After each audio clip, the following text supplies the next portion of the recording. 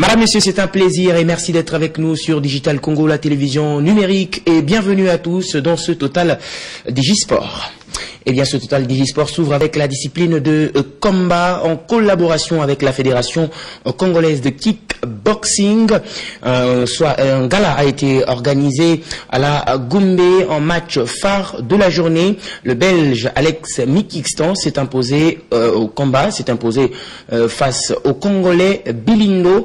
C'était donc au point qu'il s'est justement imposé devant l'international congolais. Je vous propose de suivre ces résumés signés Gixelondou. Le premier round un peu équilibré entre les deux protagonistes. Prévu en 6 rounds de 3 minutes. Lors du premier round, l'équilibre est constaté entre les deux protagonistes.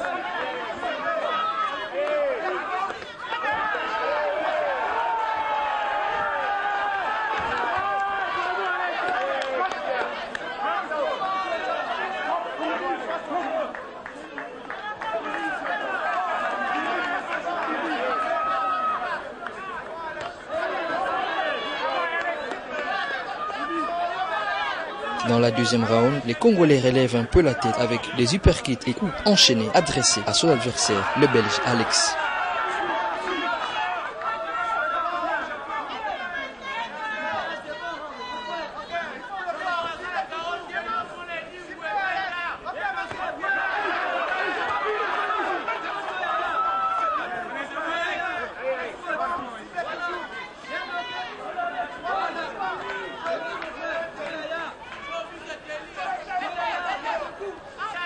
À la troisième reprise, même rythme, les Congolais se montrent encore concurrents.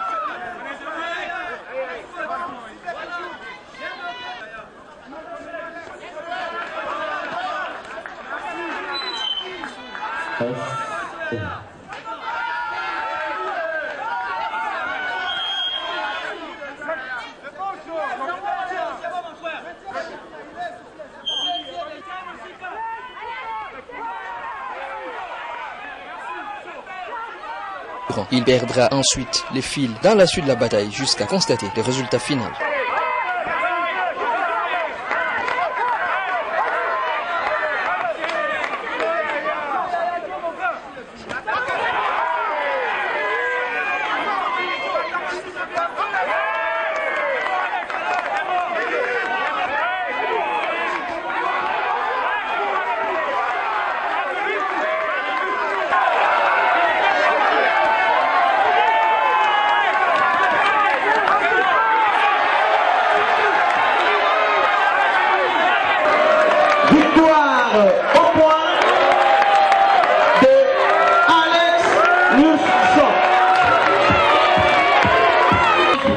Merci au public qui est présent, parce que sans vous aussi, sans vous, il n'y a pas de spectacle, et sans nous, les acteurs, comme on dit.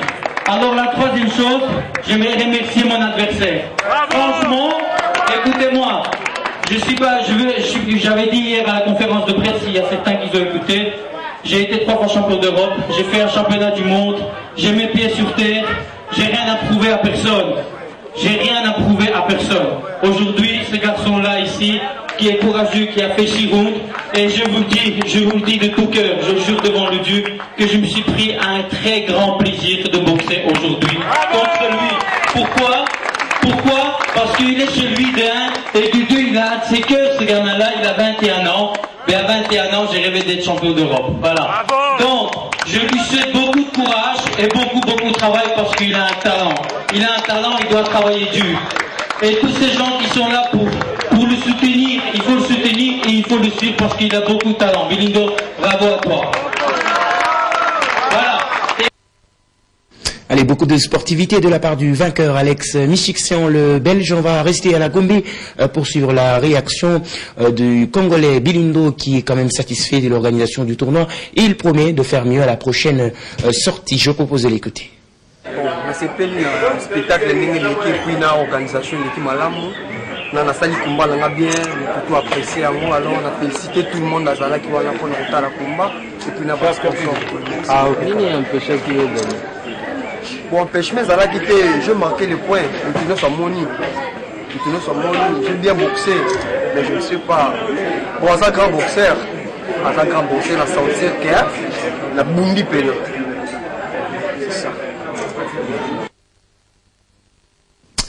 Bilindo, qui est donc ce boxeur congolais qui a compéti le week-end dernier devant le Belge Alex Michixian sur Digital Congo.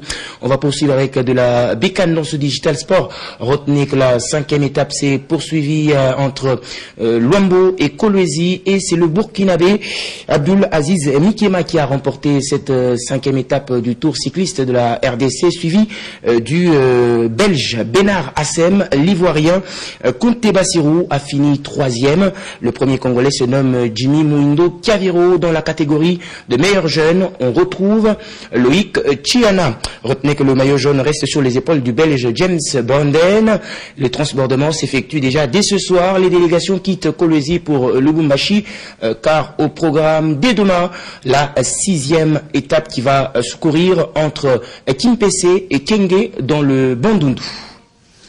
On va enchaîner avec la discipline de la balle au panier, le basketball. Retenez que les éliminatoires de l'Afrobasket zone 4 dames se jouent à Kinshasa, capitale de la RDC, entre la République démocratique du Congo et la République centrafricaine. C'est dans la catégorie masculine. On note que pour la première manche qui a vu les léopards dames s'imposer face aux centrafricaines, le score était de 67, j'y arrive, à 53. Je propose les résumés de cette première manche qui est signé Alain Salou. Le Léopard Senior Dame Basketball RDC ont remporté la première manche de la double confrontation des éliminatoires de l'Afro Basketball Zone 4 ce samedi tard dans la soirée face aux Fauves de Bazoubangi dans la salle de l'école belge. Les filles de Charlie Bouzangou, encouragées par le public, se sont imposées avec 14 points d'écart, 63 à 57.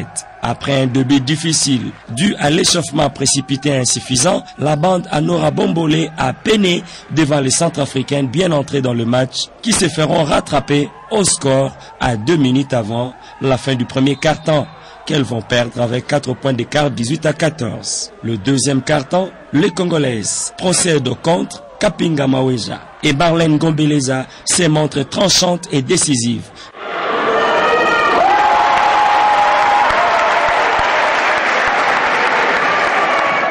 La RDC récidive 18 à 11, soit 36 à 25.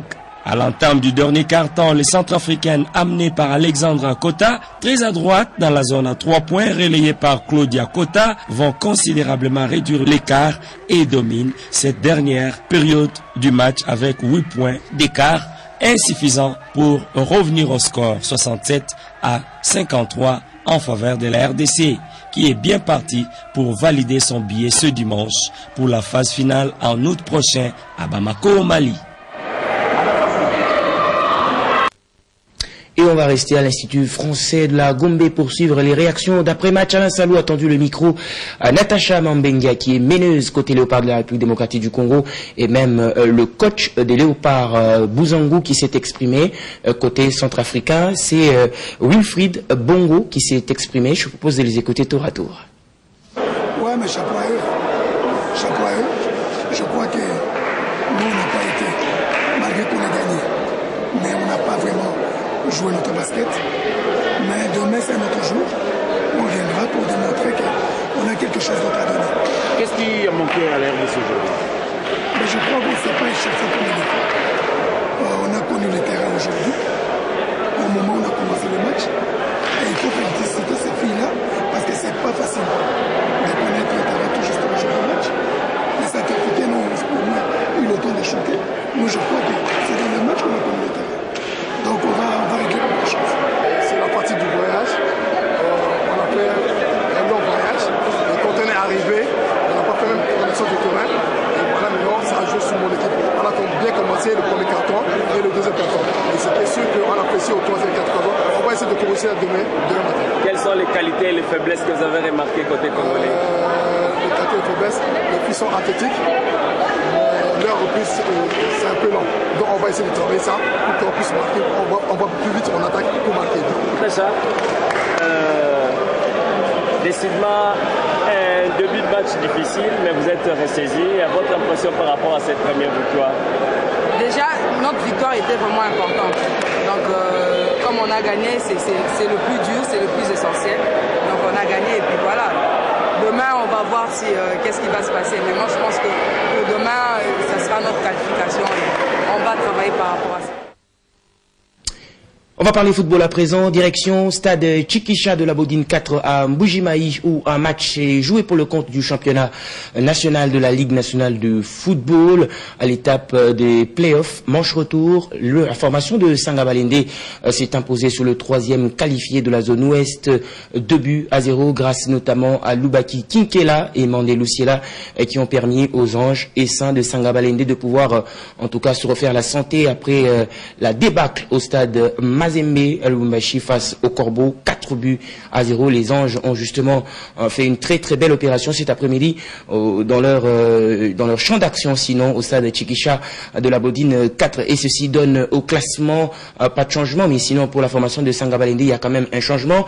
Le leader il est connu, il reste le même, c'est la formation tout puissant Mazembe Anglebert avec 24 points, suivi du Daring Club Motema Pembe 21 points, et on retrouve à la troisième position la formation de l'AS Vita Club qui a aussi 21 points. À la troisième position, on retrouve la formation du troisième qualifié, la zone ouest, avec 15 points.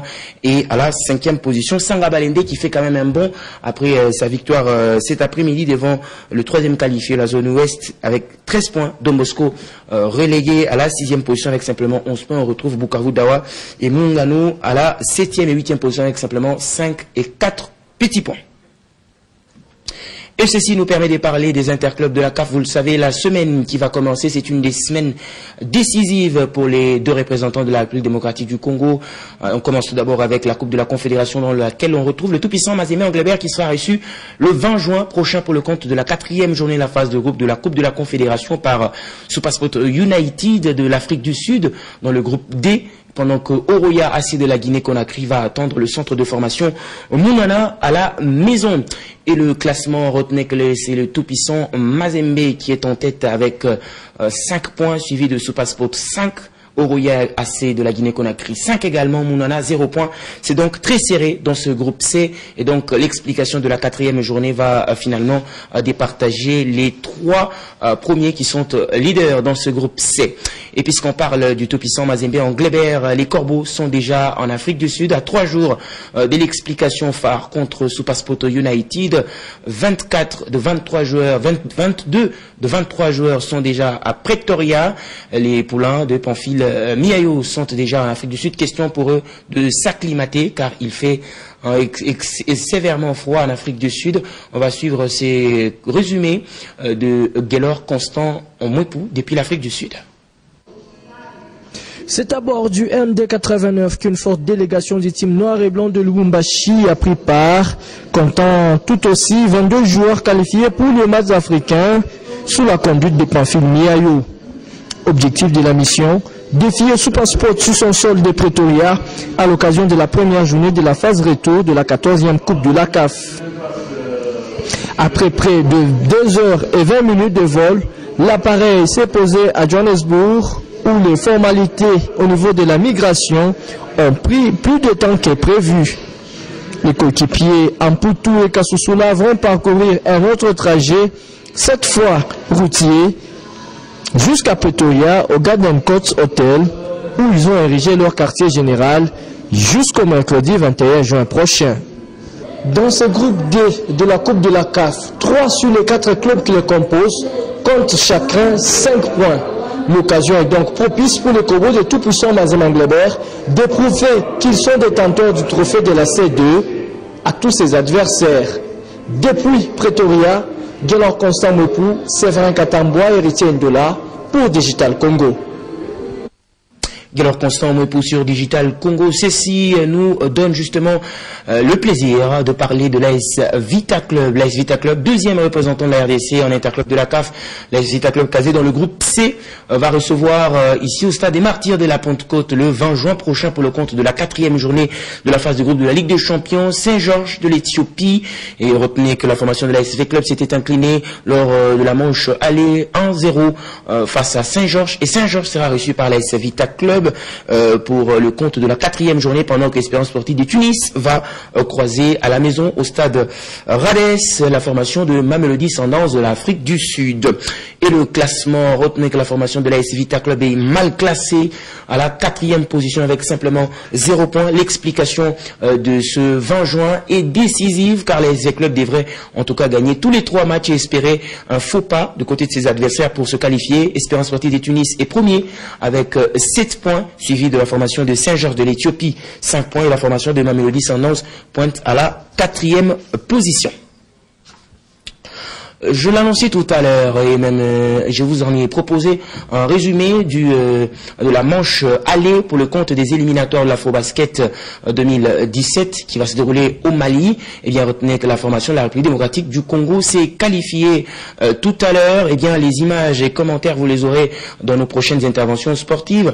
La République centrafricaine a quand même battu lors de la manche retour les Léopards dames, mais ceci pas avec un écart de 15 points et ceci permet aux Léopards dames de pouvoir compétir à l'Afro-Basket qui va se dérouler au Mali en 2017.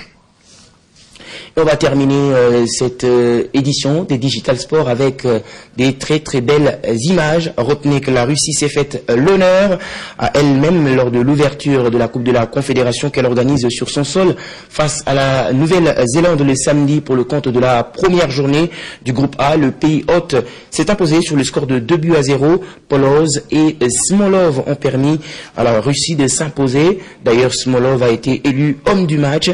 On va donc rester sur ces très belles images de FIFA Télévision.